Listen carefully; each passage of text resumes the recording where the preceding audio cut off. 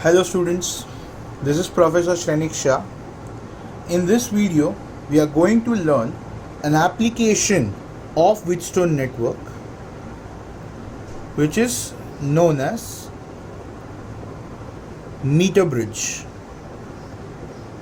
Now as the name suggests, meter bridge, we are going to use a wire in this particular application which is of the length of 1 meter. So we have a wire. Let's call that wire as wire AB. The length for this wire is 1 meter or 100 centimeter, and it is of uniform thickness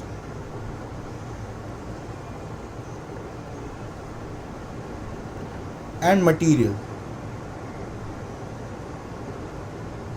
which means throughout the wire the radius of the cross section or the area of cross section of this wire is constant, and the material is also as one single material and not a combination of multiple things. Okay, now we are connecting this wire with 3 copper plates, something like this.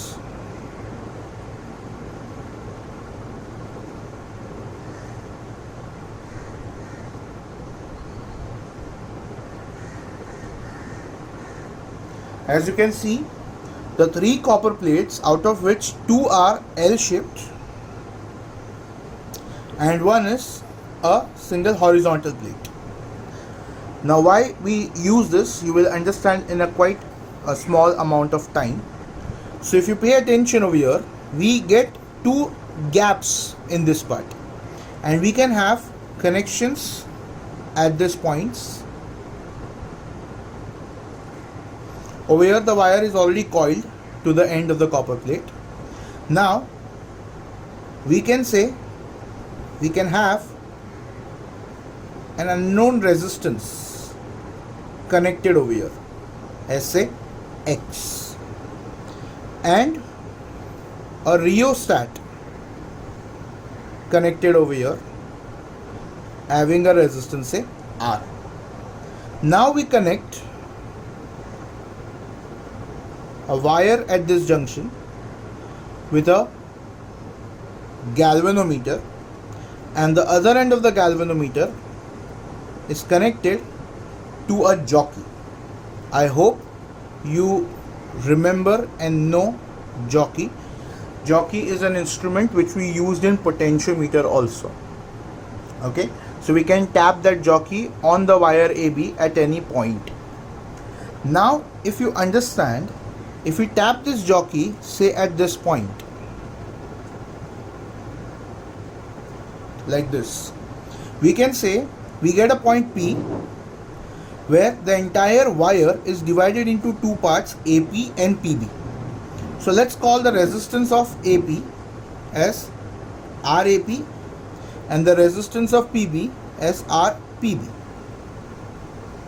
Now if you concentrate on the diagram, you will find that it is very much like a Wheatstone network, because at this 2 end we are also going to connect a battery, a key and a rheostat of the circuit like this.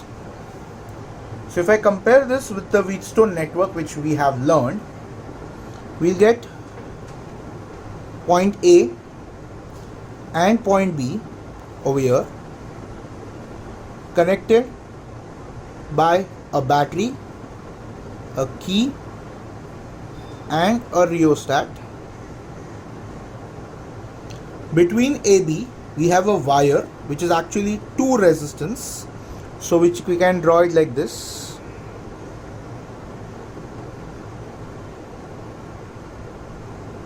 So this is RAP, this is RPB.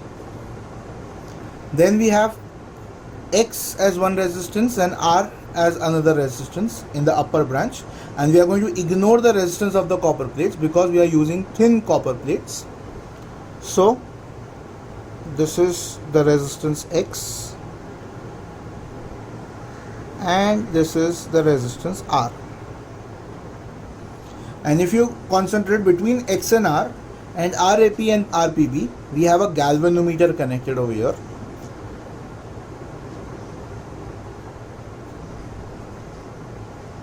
Something like this.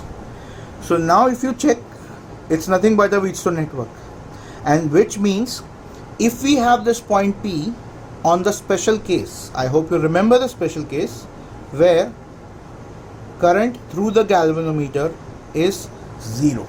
So basically we are going to tap the jockey at different points from A to B, and wherever we get the deflection in the galvanometer to be 0, we mark that point as point P and we measure the resistances of this.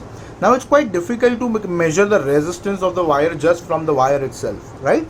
So we are going to come with a shortcut for this. First of all, we can say by Wheatstone's network, the balance condition, the ratio of the resistances on the left hand side of the galvanometer is equal to the ratio of the resistances on the right hand side of the galvanometer, which means X by RAP is equal to R by RPB, correct? Which means X is equal to R times RAP by RPB. I hope you get this part. Now definitely this resistances are the resistance of the wire, right? So can we use R is equal to rho L by A?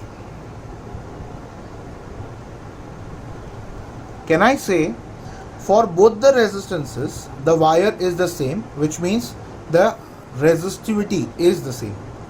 And if you remember, we considered uniform thickness, which means uniform cross-sectional area. That means for both the resistance, the area of cross-section is also the same.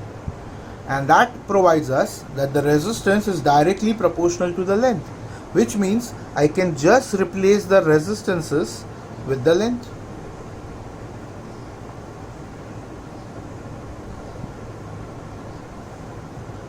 So we can find the X just by the calculating the value of R, which we already know from the rheostat, which we are going to set, and then measuring length of AP and length of PB. Now to make your work even simpler, we arrange a scale with the wire AB so that you can directly see that the scale is of 1 meter and the wire is also of the 1 meter. So point P points to wherever mark on the scale, you can directly take that length as length AP, correct? So let's call that length as L.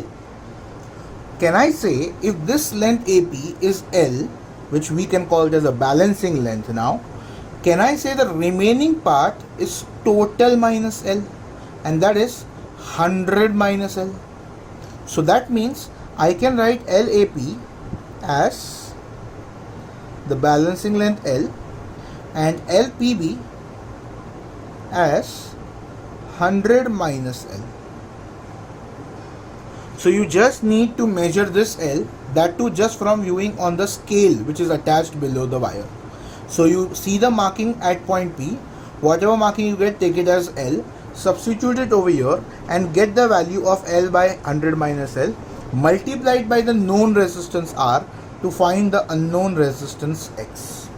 So this is the best possible explanation of meter bridge, which is one of the most important application of Wheatstone network under the special case balanced Wheatstone network, where the current through the galvanometer is 0, and that we get with the help of jockey by tapping from point A to point P.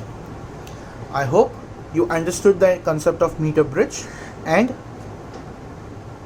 you got the points of it completely. Thank you.